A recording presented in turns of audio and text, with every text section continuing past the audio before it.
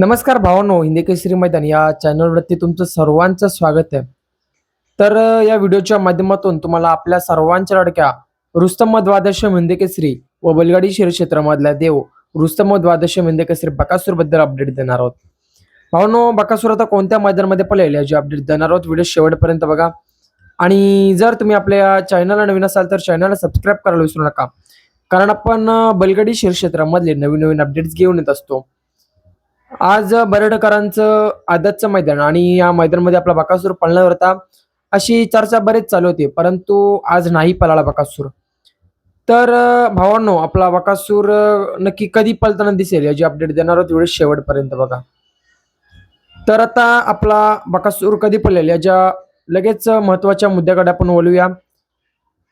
आपला सर्वांचा लडका या बैलगाडी क्षेत्रामधला देव रुस्तम द्वादशम हिंदी केसरी बकासूर आता डायरेक्ट आपल्याला 10 तारखेला माळशिरस हिंदी केसरी मैदानामध्ये पळताना दिसेल. 10 तारखेला माळशिरस हिंदी केसरी मैदान आहे आणि त्या मैदानामध्ये आपला बकासूर आपल्याला पळताना दिसेल.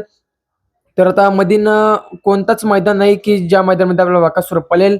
आता डायरेक्ट नियोजन झालेलं 10 तारखेच्या मैदानाचा एक तुफान वेगाने पळणारी जोडी आपल्याला बघायला मिळणार आहे. बकासूरचा नवीन चेहरा असणार आहे की जुना चेहरा याची अपडेट लवकरच येणार आहे. चॅनलला सबस्क्राईब करून ठेवा. आपला बकासूर येणार आहे 10 तारखेला डायरेक्ट आता पळताना दिसेल.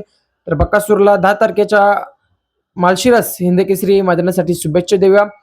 एका टॉप पैऱ्यामध्ये आपला बकासूर आपल्याला पळताना दिसेल. धन्यवाद भावांनो.